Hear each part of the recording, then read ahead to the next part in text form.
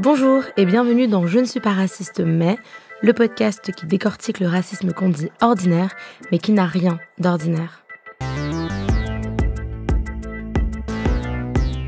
Ce racisme difficilement condamnable pénalement, celui qui s'exprime tous les jours sous des traits d'humour, celui qui ne dépasse jamais la bienséance, qui semble souvent insignifiant mais qui reste violent et brutal pour celles et ceux qui en sont victimes.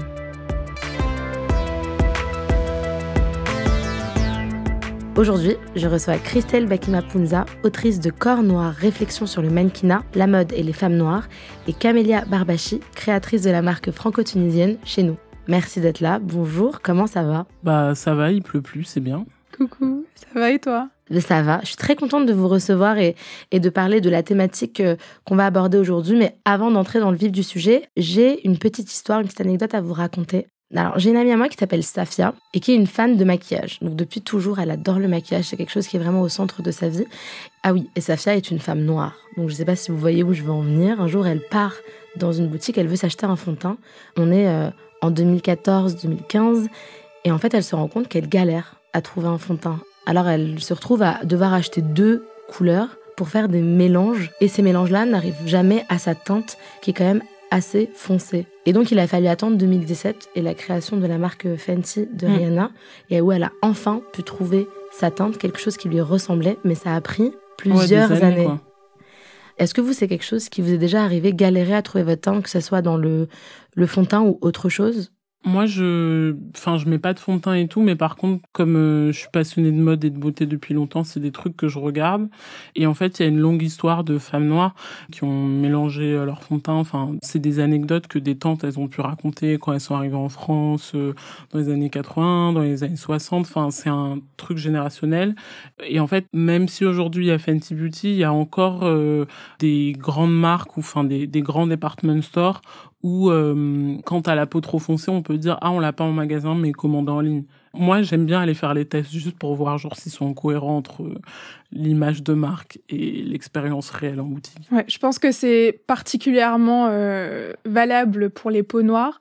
Mais je pense qu'en réalité, c'est comme compartimenté, en fait. Il va y avoir souvent une teinte très claire, une teinte, on va dire, qu'on appelle souvent dorée, et puis pour les personnes basanées. Voilà, peu, puis une teinte ébène souvent et pas trop de place en fait pour la nuance quoi. Donc moi-même pourtant, j'ai pas la peau particulièrement foncée mais je trouve pas forcément une teinte qui me correspond vraiment à ma carnation quoi. Moi aussi, j'ai galéré, il a fallu attendre ce moment où on s'est un peu ouvert avec plein de guillemets pour vraiment trouver une teinte qui me va parfaitement avec les beaux sous-tons. Et tu disais par rapport aux couleurs un peu plus foncées pour les peaux noires, il y a cette marque coréenne aussi, il y a pas très longtemps, je sais pas si vous avez vu sur les réseaux sociaux, qui a fait un fond de teint en fait noir. Et c'est vraiment du goudron pour le coup. Ok. Non, j'avais et pas il y a des TikTokeuses afro-américaines qui en fait ont un peu câblé sur les réseaux sociaux en disant donc nous on vous demande de la nuance et du vrai, enfin un fond de teint à notre couleur de peau et en fait vous nous sortez quelque chose de totalement goudronné. Et c'était du noir. Mais en quoi c'est raciste de pas pouvoir trouver ce genre de fond de teint à notre couleur et de devoir galérer encore une fois, même dans une industrie comme l'industrie du maquillage et de la mode ? En fait, se dire qu'on pense pas à toi. Enfin, on pense pas qu'en tant que personne et en tant que consommateur, t'existes. Donc, tu te sens comme effacé, sachant que, évidemment, pour plein de filles, pour plein de femmes, le maquillage a une place importante et se dire que on peut trouver son fond de teint. Pour certaines femmes, ça a rien de spécial, en fait. Juste, tu vas en magasin, t'achètes ton fond de teint, tu sors, voilà, c'est tout. Pour d'autres femmes, ça peut relever d'humiliation. Tu viens en magasin, on te dit, non, on n'a pas votre couleur, limite choquée. Elle pense qu'on va avoir sa couleur pour elle, à elle. Et c'est en ça qu'on voit que c'est une structure raciste. Enfin, en fait, c'est éliminer des gens d'une vie normale, juste. Oui, finalement, c'est toujours se calquer sur les canons de beauté des corps blancs, en fait.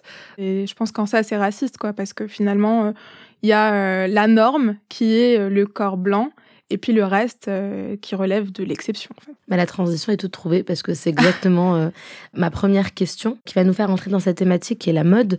Ça veut dire quoi aujourd'hui être belle selon les standards de mode ? Bah oui, comme Camille l'a dit, c'est avant tout, je précise que ce n'est pas ce que moi je pense, mais c'est ce que je vois dans la société, ce que j'étudie, c'est être une femme blanche, mince, jeune aussi, de classe sociale plutôt élevée, parce qu'en fait, juste l'esthétique, ça a un coût, c'est pas juste une question, on sait que il suffit pas d'être riche pour avoir du style. En revanche, qu'on parle de skincare, qu'on parle de compléments alimentaires, qu'on parle de s'habiller dans certaines marques trendy, en fait, ça a un coût réel qui pèse sur les femmes, en l'occurrence aujourd'hui beaucoup plus.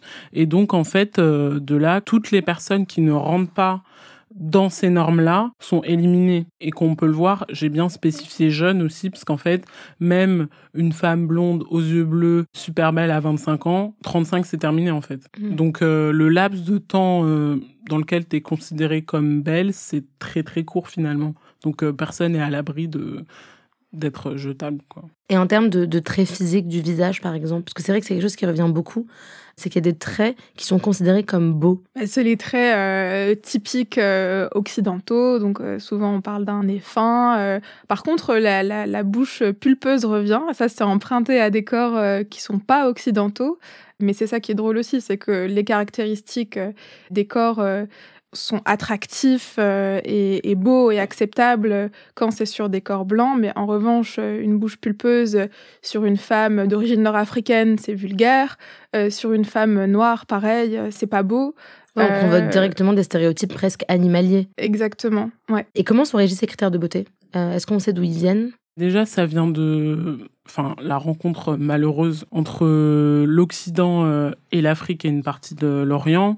Les gens pensent souvent que mais c'est depuis la nuit des temps en fait que être beau c'est être blanc, c'est etc. Mais le racisme tel qu'on l'entend aujourd'hui, à l'origine, c'est une organisation économique puis sociale qui a permis l'esclavage, la traite négrière, puis les différentes colonisations à travers le monde en fait, pas que en Afrique mais aussi en Amérique du Sud, en Asie, dans tous les territoires qui n'étaient pas considérés comme blancs et européens tels que l'Europe se l'imaginait, parce qu'en fait il n'y a pas eu que des blancs en Europe depuis la nuit des temps en fait, mais quand tu viens structurer une idéologie raciste, tu as besoin d'associer des critères exacerbés pour dire ça, c'est l'homme blanc originel, en fait. Ce qui n'est pas le cas quand tu regardes des peintures du XVIe siècle. Il y a des gens qui sont blancs, ils ressemblent pas à l'homme arien, en fait.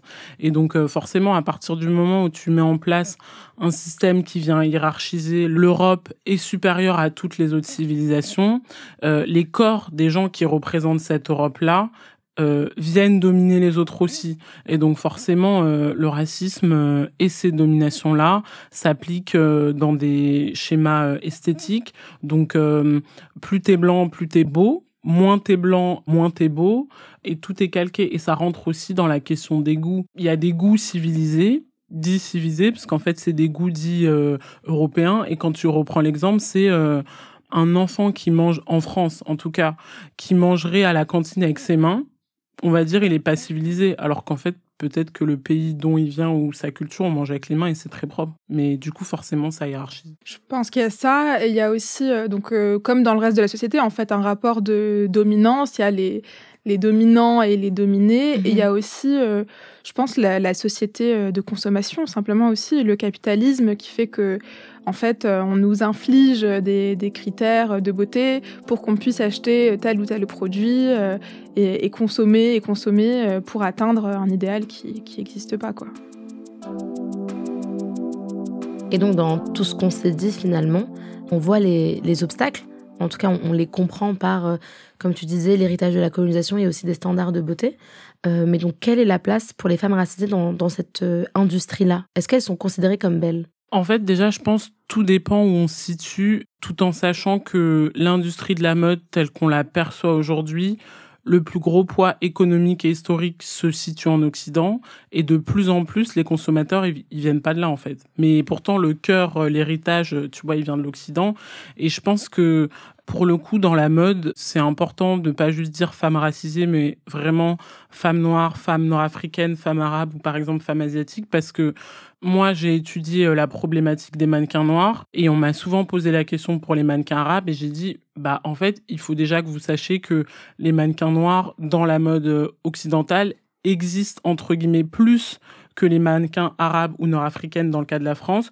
Déjà parce que la question de l'islamophobie en France et deuxièmement, le fait qu'il existe une présence noire importante dans la mode aujourd'hui, c'est aussi dû au fait que le marché américain est un marché important et est un marché segmenté et racialisé. Et en fait, entre guillemets, les marques se disent, il faut aussi qu'on arrive à parler aux Noirs américains. Mais quand ils incluent des Noirs dans leur campagne, c'est pas pour les Noirs européens, en fait. Donc, si typiquement l'une des grosses minorités aux États-Unis, historiquement, ça avait été des personnes arabes ou nord-africaines, on aurait pu se calquer là-dessus. Mais en fait, comme c'est pas le cas, du coup, quand tu cherches dans des podiums, des magazines, des mannequins arabes, t'es un peu genre... Ouais, on va nous dire Iman Hammam, par exemple, mais Iman Hammam, telle qu'elle est castée... Qui est marocaine et égyptienne. Qui est marocaine et égyptienne, elle est beaucoup plus castée comme une femme noire ou métisse. En fait, on la remet de l'autre côté. Du coup, la case, entre guillemets, femme arabe dans la mode, en tant que mannequin, elle est presque inexistante ou alors elle est reléguée à ok, t'es que du Middle East. Moyen-Orient. C'est exactement ce qu'expliquait le mannequin français, du coup, Salwa Raja. Elle disait que quand elle est castée, en fait, soit elle est castée en tant que femme métisse ou noire, ou latino quand ça existe. Et puis, quand c'est vraiment pour ce qui est de ses caractéristiques nord-africaines, c'est soit pour interpréter un rôle un peu orientalisant avec un voile sur la tête, un peu sexy, ou alors, dans l'autre sens, voilà, quelque chose de très presque érotique, quoi. Et toi, tu dis dans ton livre, Corps noir Christelle, que j'ai juste à côté de moi, que le mannequinat n'est pas basé sur le physique, que tu dis c'est bien pire que cela. Il est basé sur les imaginaires qu'on projette sur un corps, une couleur de peau, une allure, une attitude, un look, une origine et parfois même un prénom. Tu dis même que les corps des femmes noires, et donc si on élargit ça aussi aux femmes arabes nord-africaines, finalement ce n'est qu'une surface de projection. Ouais, en fait, c'est une surface de projection. Et moi, je m'en suis rendu compte plus particulièrement en faisant différentes interviews avec des mannequins et aussi dans des recherches. Beaucoup m'ont dit, quand j'ai commencé ma carrière en France, on n'avait pas le même regard sur moi que quand je suis allée aux États-Unis, parce qu'en fait, et ça c'est pour les mannequins qui ont commencé plutôt dans les années 2000 par exemple, en France, ils s'imaginaient pas qu'une noire puisse être mannequin parce qu'on était encore à penser à Fatou la Malienne, les mariages forcés, non mais on pourra pas aller dans sa famille. Et aux États-Unis, c'était ça fait longtemps qu'on voit des stars noires américaines, ça fait longtemps qu'on voit des mannequins. Et en fait, du coup, tu vois bien que c'est une question de projection. Tout comme dans l'autre sens, on pourrait se dire que en fait, on peut être une mannequin arabe et noire. Parce qu'en fait, il y a des arabes qui sont noirs. Mais sauf que si, dans la société dans laquelle tu grandis, t'as pas ça en tête, t'as pas conscience parce que t'as pas les représentations, et du coup, on se dit, si elle est noire, elle peut pas être arabe, en fait. On élimine. Donc, c'est vraiment une projection. Enfin, un corps est jamais neutre. C'est plutôt ce que ton corps dit de l'espace dans lequel t'évolues et de la société à laquelle t'appartiens. Mais c'est vrai, ce qui est hyper intéressant, c'est ce que tu disais sur les mannequins arabes et que finalement, quand on les prend dans des campagnes en tant que femmes arabes, c'était pour les enfermer dans des représentations totalement orientalistes. Donc, encore une fois, on est encore dans cette surface de projection. Ouais, exactement. Et je pense que c'est aussi... dans ce cadre-là qu'on va trouver une femme d'origine nord-africaine ou arabe belle, c'est soit quand elle répond plutôt aux normes de beauté occidentaux, ou alors, effectivement, quand on va pouvoir l'instrumentaliser comme un objet de désir, voilà. Et donc l'orientalisme, pour expliquer ce que c'est cette vision qu'on a du territoire de l'Orient, et donc cette vision qui peut être totalement fantasmée, mais qui n'est pas réelle. Exactement, et qui découle complètement de la colonisation. Et à ce sujet, on vous conseille l'orientalisme, Edward Said, si jamais vous voulez vous renseigner. Et donc, si on revient aux femmes noires, ce serait quoi les imaginaires qui sont convoqués en France ? Alors, je trouve qu'aujourd'hui, ça a tendance à évoluer. Enfin, c'est différent aujourd'hui d'il y a 20 ans, par exemple. Mais grosso modo, il y a 3 types de représentations. Ça va être une femme noire au corps un peu athlétique et on va dire « il me faut ma Naomi Campbell », en gros. cheveux longs, athlétique, enfin une Barbie mais en noir. La deuxième option, il y a vraiment la figure de la fille métisse à la française, et on s'imagine une Noémie Lenoir par exemple. Et donc on voit aussi que c'est un certain type de métisse, parce qu'en fait toutes les femmes métisses ne ressemblent pas forcément à Noémie Lenoir, et c'est pas une question vis-à-vis de Noémie Lenoir, c'est juste qu'en fait si on est métisse et qu'on a les cheveux crépus, vraiment, et pas bouclés, est-ce qu'on rentre dans cette case-là? Pas forcément, en fait.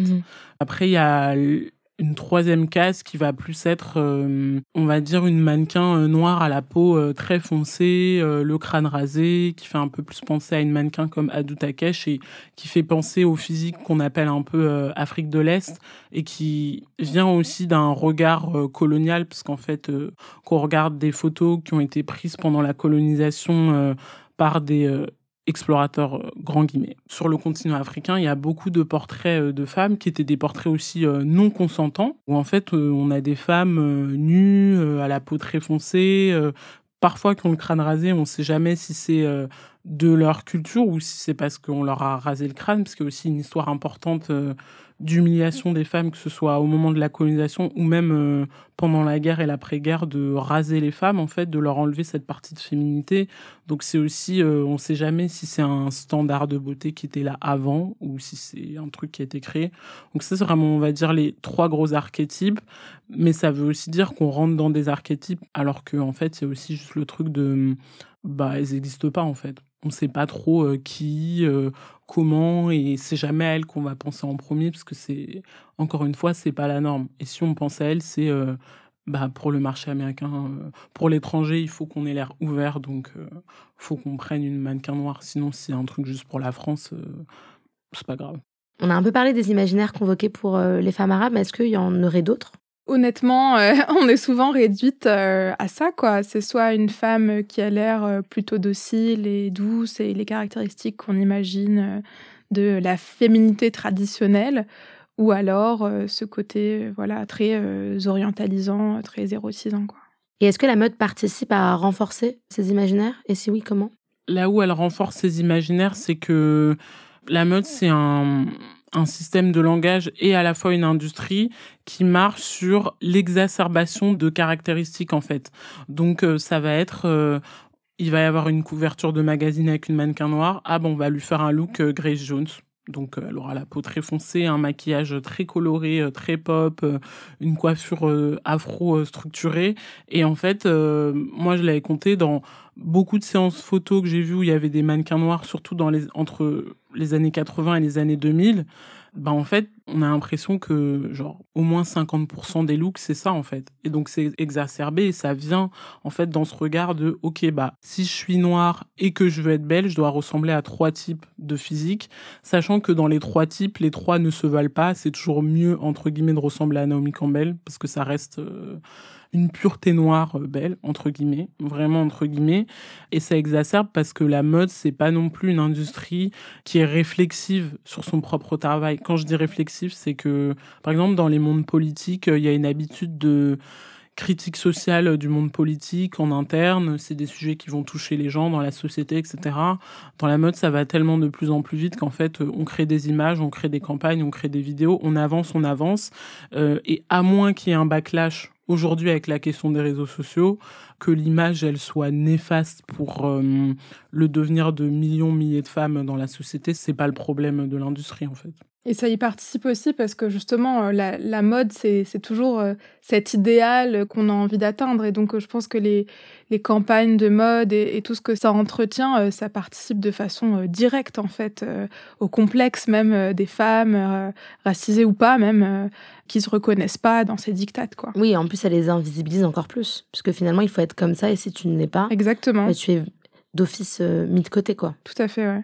Normalement, pendant l'émission, on a l'habitude de passer des sons. Et c'est vrai que pour cet épisode, on a un peu galéré à trouver des personnes qui parlent de racisme dans la mode de manière ouverte. Mais on a trouvé un son quand même de Naomi Campbell qui, sur la chaîne britannique Channel 4, en 2013, parle du manque de personnes racisées sur les podiums. Are you essentially accusing the industry that... Est-ce que vous êtes en train d'accuser l'industrie de la mode, dans laquelle vous avez travaillé, d'être raciste? of being racist? Non, je dis juste que le fait de ne pas choisir des modèles non blancs est raciste. Je ne dis pas que l'industrie ou les personnes qui y travaillent sont racistes. Je dis juste que cet acte l'est. Peut-être que les designers ne se doutent pas de la portée de leurs actions. Mais ils engagent des directeurs de casting, des stylistes, et ce sont eux qui choisissent les mannequins, ce que le designer faisait par le passé. Donc ce n'est pas directement le designer, mais ça a un impact direct sur leur maison et leur marque. So, what you're saying is that over Ce que vous dites aussi, c'est qu'aujourd'hui, 82% des mannequins qui ont défilé l'an passé à New York étaient blancs, et 6% noirs. and just 6% black. Oui, exactement. 6% noirs et 9% asiatiques. And is this worse Cette situation est-elle pire que par le passé, quand vous défiliez il y a 27 ans ? 27 years ago? Oui, ça l'est. Quand j'ai commencé, j'ai fait Yves Saint Laurent, Versace. Il y avait un meilleur équilibre. But you're a world famous Vous êtes un mannequin extrêmement connu. Pourquoi n'allez-vous pas parler à Victoria Beckham ? Victoria Beckham. Qui dit que je l'ai jamais fait ? Je suis pas allée voir Victoria Beckham, mais qui se dit que j'en ai pas parlé avec des designers qui sont des amis pour leur dire « Hé, pourquoi vous embauchez pas des mannequins racisés ? Je l'ai fait. » Et qu'est-ce qu'ils disent ? Tu as raison, on veut le faire, mais ça n'arrive jamais. Il y a une autre thématique qui est hyper importante et que Naomi Campbell commence un peu aussi à adresser dans le sous-texte, c'est que c'est bien d'avoir des mannequins noirs, des mannequins arabes, des mannequins asiatiques, mais qu'il y a aussi d'autres maillons de la chaîne où il manque des personnes racisées. Où sont les personnes racisées dans les métiers qui créent vraiment la mode, qui sont vraiment au cœur de la mode ? Déjà, je pourrais dire, on est là. Wow, salut. Et en fait, bah oui, je pense que c'est le point le plus important de la question parce que en France, en particulier, la mode, c'est à la fois une industrie de cooptation très forte où c'est pas qu'une question d'études, en fait. Il y a des gens qui n'ont pas forcément fait de grandes études, etc., et qui sont dans la mode, mais qui, de par leur milieu social, se sont retrouvés à côtoyer des personnes qui étaient dans ces univers-là. Et donc, c'est un système d'appartenance très fort. Et pour la question des gens qui viennent pas forcément de ces milieux-là, mais qui ont fait les études, ou des gens qui viennent de ce milieu et qui ont fait les études, en fait, les entreprises, c'est des continuums de sujets de mixité sociale à l'école, en primaire, au collège, dans les grandes écoles. Et donc, forcément, moi, par exemple, j'ai fait l'Institut français de la mode, qui est une grande école de mode. Si déjà, à l'IFM, je sais pas, ma promo, on devait être 10 personnes noires ou racisées, je sais plus, sur genre 60 ou 70, bah en fait, on sait très bien comment ça va se passer pour la suite du processus. Et encore, 10, c'est beaucoup plus que ce que ça n'était il y a 20 ans, ou il y a même 10 ans, tu vois. Donc en fait, il y a ces sujets-là, et moi, je suis assez d'accord avec Naomi Campbell. Pour moi, le plus gros racisme dans la mode et dans la société française au sens large, c'est de voir que année après année, le système continue à ne pas choisir de personnes non blanches, en fait. Et c'est ça le sujet, parce que c'est très bien de dire oui, on a mis plus de mannequins, on a fait ci, on a fait ça, mais même qu'on parle de milieux plutôt de gauche, libéraux ou autres, ils sont habitués à ce que des corps non blancs ne soient pas là, si ce n'est pour faire le ménage, en fait. Et du coup, on se rend compte que ça veut tout dire. Alors que dans l'autre cas, je sais pas, même dans les entreprises de mode, quand d'un coup on voit qu'il y a beaucoup plus de garçons dans les promos recrutantes, ah mais c'est trop bien, il y a plein de garçons, il y a plein de mixité, on va faire plus. Mais jamais de la vie, quand il y aura un nouveau stagiaire ou CDI noir, on va dire ah mais c'est génial, il en faudrait plus. Mais c'est intéressant d'expliquer pourquoi c'est important d'avoir plus de personnes racisées dans les cercles de prise de décision. Parce qu'il y a beaucoup de gens qui peuvent dire non mais on n'a pas besoin, on peut être blanc et ne pas avoir ces biais-là et donc ne pas répliquer encore et encore les stéréotypes qu'on peut projeter sur les personnes racisées. Pourquoi c'est important d'avoir des personnes racisées ? C'est comme on disait tout à l'heure, en fait, tu as utilisé le mot, c'est des projections. Du coup, si on n'est pas concerné, on peut que projeter ces imaginaires qu'on a en tête de ce qu'est une personne non blanche, en fait. Donc voilà, si on n'est pas concerné, évidemment, on va pas voir où est le problème. Et puis, juste, j'ajouterais dans le cas de la mode, ce qui est aussi particulier, c'est que c'est une industrie qui va chercher très fort dans les rêves et les imaginaires des personnes qui en font partie. Par exemple, dans le cas de Camilla, je pourrais dire, la marque qu'on crée, c'est la marque qu'on aurait aimé avoir quand on était plus jeune et on se projette dans quelque chose. Et en fait, à partir du moment où on est une femme racisée ou une femme noire, il y a une manière de créer qui est différente. Si moi, je décide de dire je crée ma marque et j'ai envie qu'elle habille les femmes de ma famille, bah en fait, si les femmes de ma famille sont noires, je vais me projeter en prenant des mannequins noirs et ce sera pas un sujet de bon, il faudrait que j'ai tant, tout comme dans l'autre sens, des designers blancs qui peuvent dire moi je me projette en habillant les femmes de ma famille. Je trouve ça très légitime qu'ils prennent que des mannequins blanches dans leur campagne si tout le monde dans la famille est blanc.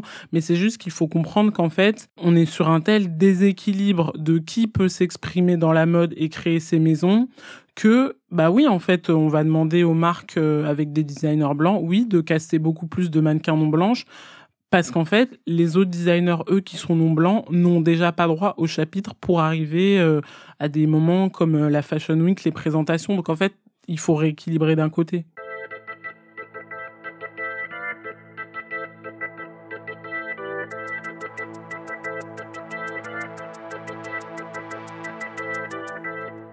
Vous êtes toutes les deux fans de mode, vous travaillez dans la mode et vous êtes deux femmes racisées.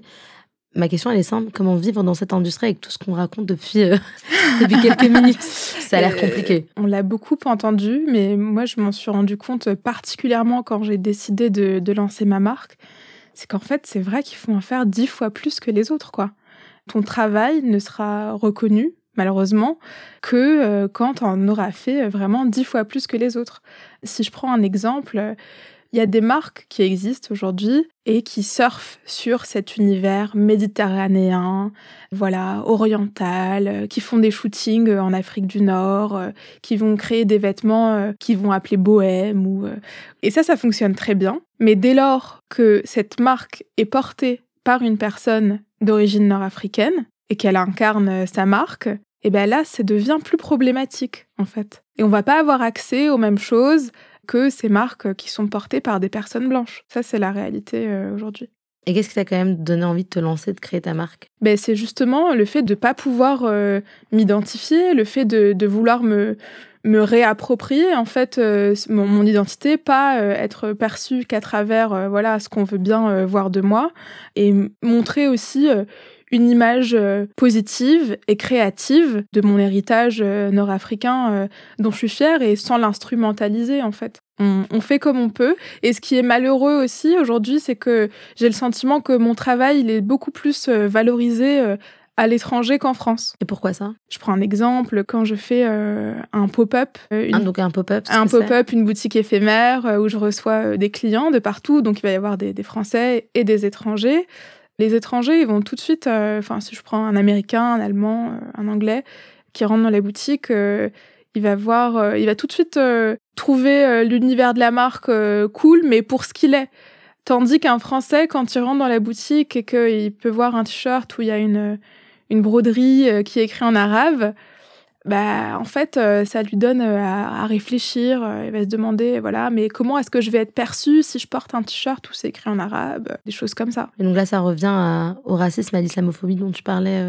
Ouais, en fait, il y a des consommateurs en double étau, ceux qui vont se dire j'adore, mais en fait, si je le mets, est-ce qu'on va pas dire de moi que je suis en train de faire de l'appropriation culturelle, etc. Tellement en fait on a beaucoup parlé d'appropriation culturelle sans définir les termes et sans dire que, oui, en fait, je peux être non nord-africain et porter une... Parce que, en plus, depuis tout à l'heure, on dit aussi nord-africain, mais en fait, t'es juste française aussi. Enfin, en fait, c'est ça le truc, c'est que la question française, c'est que il y a des multiples manières d'être français, dont être français et avoir des origines nord-africaines, dont être français et être noir, et en fait, bah, comme on est en France et que la France ne se perçoit pas comme une société multiculturelle alors qu'elle est depuis des siècles, toi, tu crées une marque où il y a écrit des choses en arabe, on va dire, ah ok, c'est une marque que tunisienne, ah ok, c'est une marque que... alors qu'en fait, je ne sais pas, ouais. Si je suis alsacienne et que je viens mettre un truc écrit en alsacien sur un t-shirt, il y a personne qui va me dire, ah ouais, mais du coup... comment je vais être perçue? Moi, je viens du nord de la France, je peux pas. Et en fait, c'est dû aux stéréotypes et aux images très fortes et qui font aussi qu'en fait...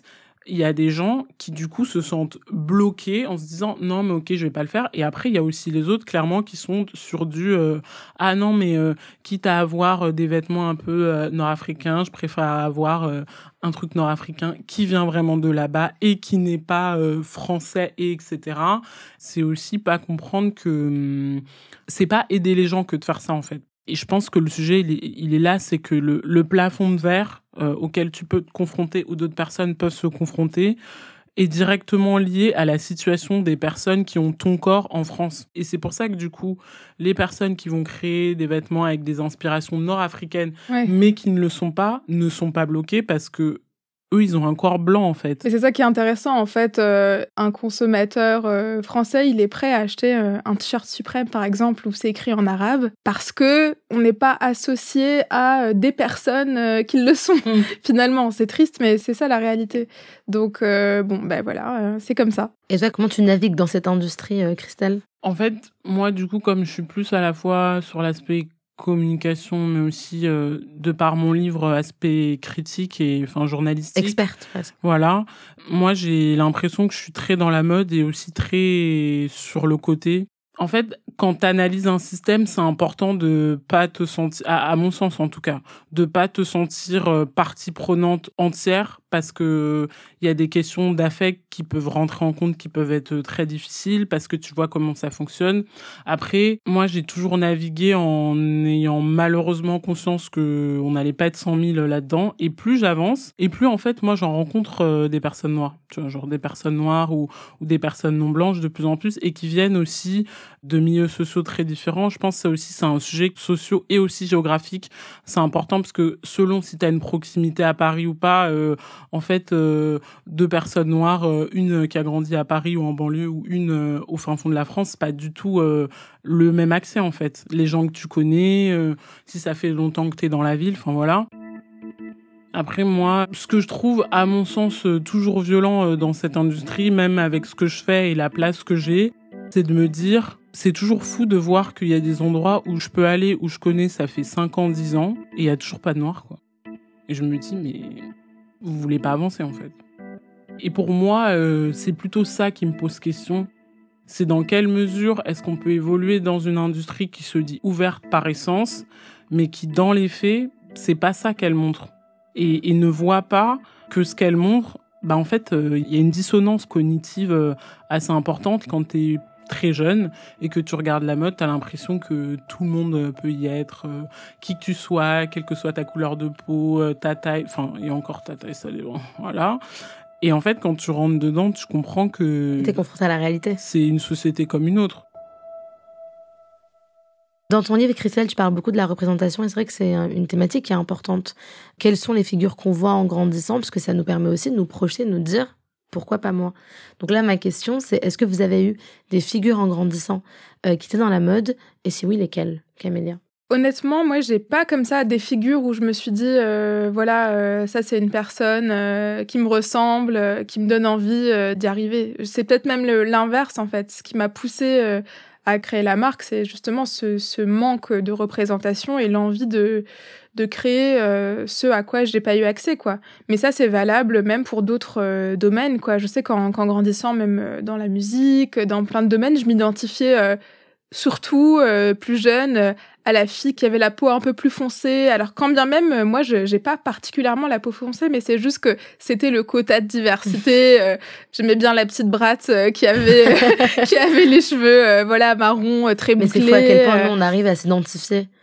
Où en fait, on se force à s'identifier à des personnes qui nous ressemblent pas du tout. Exactement, ouais. C'est fou. On recherche en fait dans les traits les plus minimes. Coûte, ce à quoi on pourrait s'identifier. Justement, en grandissant, j'ai pas eu de figure comme ça. Et maintenant, est-ce qu'il y a des personnes que tu vois dans la mode et qui t'inspirent et qui pourraient te créer cette identification que tu n'as pas aujourd'hui ? Encore une fois, peut-être plus à l'étranger. Je pense à Wales Bonner, par exemple, en Angleterre, qui a bien réussi justement à célébrer son héritage notamment jamaïcain. Et là, justement, je reviens du carnaval de Notting Hill et tout le monde portait fièrement, qu'il soit jamaïcain ou pas, un maillot de la Jamaïque. Et là, ça pose pas de problème, en fait. Parce que le message, c'est de célébrer son héritage tout en célébrant aussi le fait d'être né en Angleterre. Et moi, c'est un peu le même propos, quoi. Mais en France, on a plus de blocage de ce côté-là. Et toi, Christelle, figure en étant plus jeune et figure aujourd'hui ? Moi, très sincèrement, en étant plus jeune, je m'identifiais plus à c'était plus sur un état d'esprit, tu vois, genre, pour moi, Jean-Paul Gaultier, c'était moi, genre, j'avais un peu ce truc de... J'avais beaucoup de figures qui étaient plus des designers et des hommes en plus, mais sans me poser la question de est-ce que c'est normal que tu t'identifies continuellement à des gens qui, on va dire, ne te ressemblent pas physiquement ou dans leur histoire culturelle, mais moi, c'était aussi plus ce truc de le tempérament, ce qu'ils faisaient, la force de s'accrocher à des rêves qui semblaient assez lointains. Et après, c'était plus au début de la vingtaine, vraiment dans ce que moi je fais, à savoir l'écriture, la critique.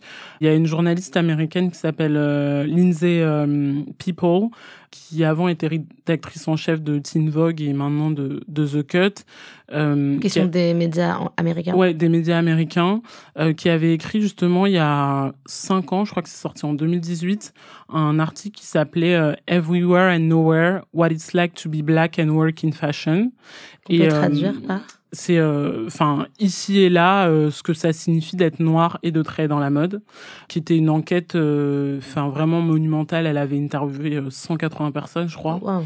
Quand j'ai lu ce papier, je me suis dit, mais c'est quoi en France, en fait ? Et j'avais 22 ans, tu vois. Mais ça m'a vraiment donné envie de faire plus. Et c'est même à travers cet article qu'après, j'ai eu envie d'écrire mon mémoire sur la question des mannequins noirs en France. Et après que j'ai écrit le livre, tu vois. Et c'est aussi quelqu'un dans sa manière, son éthique professionnelle, qui m'inspire beaucoup et qui est très...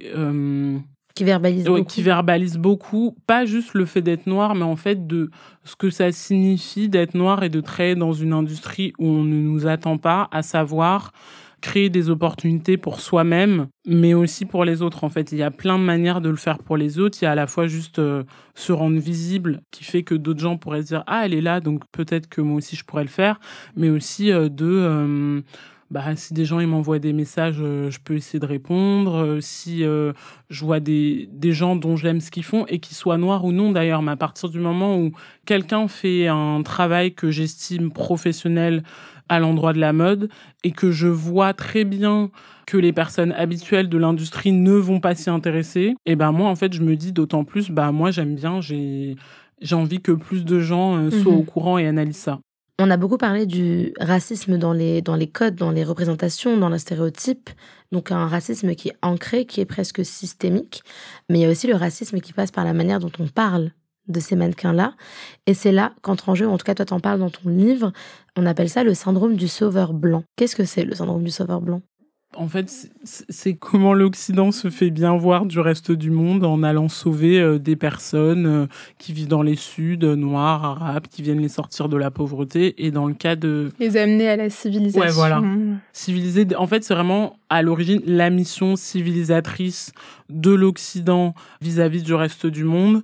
Et qui est justification du colonialisme. Voilà, et de l'esclavage, du colonialisme et au fond, on construit des écoles et des églises pour qu'ils apprennent c'est pour vous, en fait, tu vois, alors que non, pas du tout.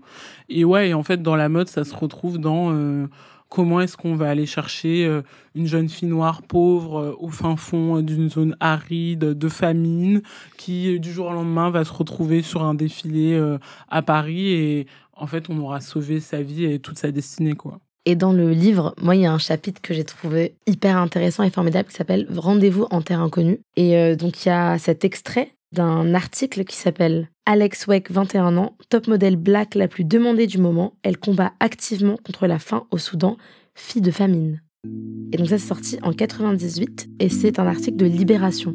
Donc un extrait, parce qu'il faut quand même, je pense, pour se rendre compte de la folie des mots qui sont utilisés. Première phrase, « Mais où sont passées les gazelles ?» Au sud du Soudan, il existe une région où la terre est si verte, le ciel si prodigue, que les premiers voyageurs arabes l'avaient surnommée Bahl al-Ghazal, la mer des gazelles.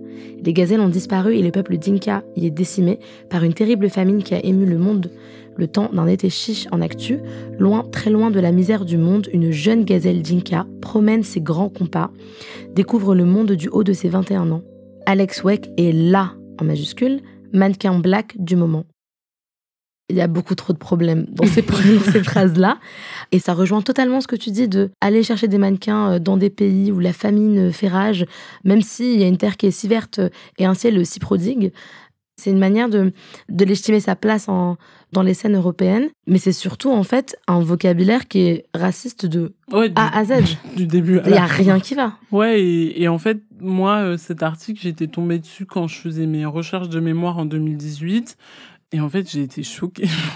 En fait, vraiment, j'ai été choquée parce qu'on dirait une parodie, en vrai. Je me suis dit, mais on dirait une parodie, c'est trop bizarre. Enfin, déjà, le début, t'as la mise en place du décor. En fait, on vous parle d'abord du décor.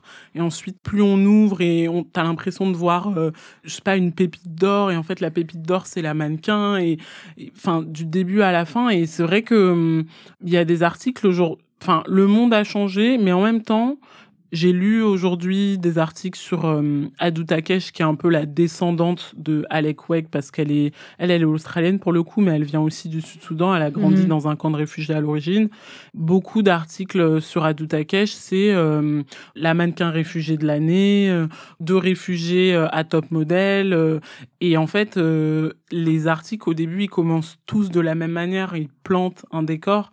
Et c'est là aussi qu'on voit que le fait que ce soit des articles qui se retrouvent à la fois dans des médias de gauche, centraux ou de droite, etc., on se rend compte que c'est même pas une question de où tu te situes sur l'échiquier politique, c'est une question de voici les imaginaires qu'on martèle aux gens en France à longueur c'est très de ancré, journée, en fait. On se rend compte que c'est ancré.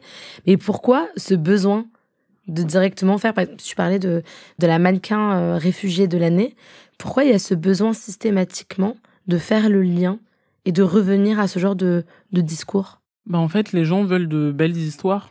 Parce que au fond, et c'est ça qui est très paradoxal, c'est que le problème, c'est pas que Adou Takesh soit réfugiée. Enfin, je veux dire, quand il pense l'histoire en elle-même, c'est admirable le parcours qu'elle a eu.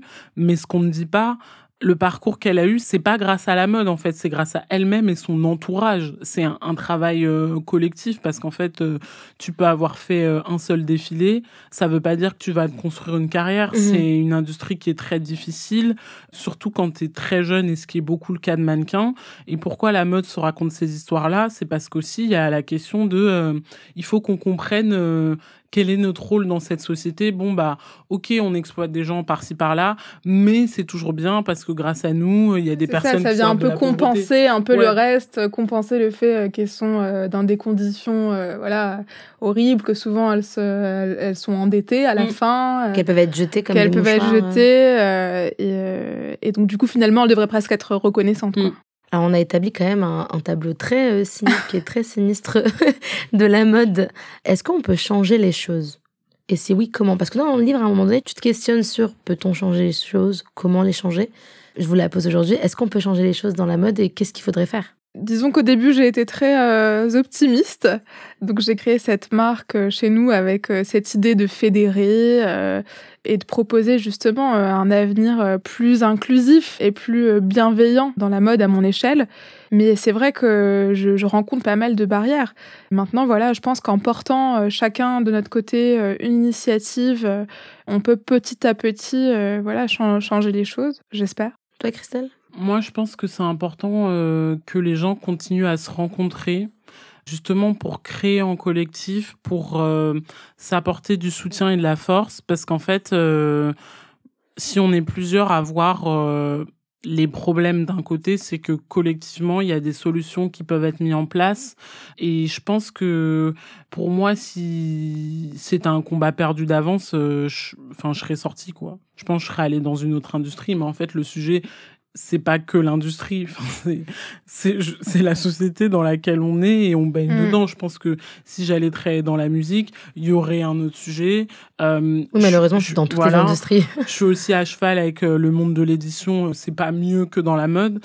Donc, au contraire, moi, ce livre, je l'ai écrit parce que il faut regarder, à mon sens, les problèmes en face et que parfois, c'est ça, en fait, qui est le plus frustrant, c'est de se dire, je vois le problème, on est plusieurs à voir les problèmes, mais tout le monde fait comme s'il n'y avait pas de problème. Et donc, je pense que c'est des solutions collectives et parfois, il y a aussi la question de prendre des risques. Alors, c'est chacun à son échelle et c'est chacun comme il, elle, le sent. Quand je pense à mon petit niveau, rien que le fait d'avoir écrit un livre, c'était un risque énorme en fait. Moi, je travaille dedans, enfin, donc forcément, c'est c'est ça qu'elle pense du monde dans lequel elle évolue. Bah, c'est qui tout double, mais au moins maintenant, c'est écrit, vous savez, on est quitte. Bah, c'est clair, et on là. continue, voilà, exactement. On a l'habitude de finir l'épisode avec des recommandations. Donc moi, je vais en donner 2. Puis je vous donne le micro et vous nous recommandez tout ce que vous voulez. Moi, mes 2 recommandations culturelles, mes 2 ressources pour cet épisode-là. En premier lieu, c'est le magazine Ancré par la fondatrice Anadim Mostefa Sediki, qui est aussi la rédactrice en chef. La tagline, en tout cas, c'est la manière dont il se définit, c'est fidèle à nous-mêmes, fidèle à vous-même. Et c'est vrai que le magazine Ancré arrive à mettre en avant, à travers la mode, des communautés, que ce soit les communautés arabes, communautés noires, asiatiques, et qui arrive aussi à célébrer la mode de ces pays-là. Donc c'est un travail qui est quand même hyper intéressant, donc je vous conseille d'aller voir ce que fait Ancré. Et ma deuxième recommandation, c'est une série de vidéos sur Instagram, l'Instagram de Bentma, donc BENTMA _, qui s'appelle Decolonized Mind, l'esprit décolonisé, où en fait elle décolonise l'industrie de la mode dans des petites pastilles vidéo à l'aide de la sociologie. C'est pertinent et très intéressant, donc je vous conseille à fond. Toi, Christelle, qu'est-ce que tu peux nous recommander ? Moi, je vous recommanderais une série documentaire américaine qui est sur YouTube qui s'appelle Supreme Models, qui est tirée d'un... Les modèles, les mannequins suprêmes. Les mannequins suprêmes, qui est tiré d'un livre du même nom qui est sorti il y a 3-4 ans, je crois. Et en fait, c'est une série en 6 épisodes de 20 minutes, je crois, qui déroule la présence des mannequins noirs aux États-Unis des années 50 à nos jours, où en fait, c'est vraiment des mannequins qui se racontent aussi face caméra, dans un studio. T'as aussi des images d'archives. Il y a des experts qui expliquent aussi les différents mouvements qu'on a eu, les top modèles et les super modèles même dans les années 80, fin 90 avec Naomi Campbell, la partie avec les années 2000 où il n'y avait plus du tout de mannequins noirs d'un coup et le renouveau, on va dire, avec toutes les mannequins noirs, Fenty Beauty, autre chose. Et je trouve que c'est une série qui est super parce qu'elle est très didactique. Je la trouve très accessible et je pense qu'elle peut parler à plein de gens, même quand ils ne s'intéressent pas forcément à la mode. Et ce que je trouve d'autant plus drôle, c'est qu'elle était drôle ou cynique, je sais pas, qu'elle a été coproduite par Vogue, qui est un magazine qui lui-même fait partie du problème, en fait. Donc il y a eu des moments dans le documentaire... En fait, ils ont des moments de réalisation, finalement. Exactement. Il y a des moments dans le documentaire où les mannequins parlent du jour où Vogue les a pas acceptés. En fait, c'est... Tu vois, tu vois la petite pastille et écrit Vogue et du coup, c'est assez cocasse, quoi. Voilà. Et toi, Camélia, une recommandation ? Alors, je pourrais recommander le livre de Kemaïs Ben Lakhdar qui s'appelle L'appropriation culturelle. Excellent livre. Et qui débunk pas mal de choses sur ce sujet et de façon assez simple. Donc, pareil, même pour un public qui vient pas forcément de la mode, je pense que c'est assez accessible. Je peux recommander aussi un compte Instagram, Nanufar, qui traite aussi pas mal de ces sujets-là sur le racisme. Puis évidemment, le livre Corps Noir c'est ce que j'allais dire, Christelle. Mais c'est incroyable. Merci pour cette transition tout trouvé. Évidemment, on en a beaucoup parlé durant cet épisode. Corps Noir, réflexion sur le mannequinat, la mode et les femmes noires. C'est un livre très, très important. Je vous conseille, il faut aller l'acheter, il faut le lire. Sinon, je ne comprends pas ce que vous faites finalement. Évidemment, je vous recommande la marque de Camélia, Chez Nous Brand sur Instagram, c'est ça. Qui est une marque hyper importante, franco-tunisienne, marque éthique, avec de très belles pièces. Aujourd'hui, d'ailleurs, si vous voulez tout savoir, on est tout habillés en Chez Nous. Donc, ça veut dire à quel point on adore la marque. Merci Camélia, merci Christelle. C'était un plaisir de vous avoir. Merci à tous et à toutes et on se retrouve bientôt pour un nouvel épisode de Je ne suis pas raciste, mais... Je ne suis pas raciste, mais est un podcast de Donia Ismail, produit et réalisé par Slate Podcast, sous la direction de Christophe Caron. À la production éditoriale Nina Pareja, montage et réalisation de Mona Delahaye et musique par Thomas Loupias.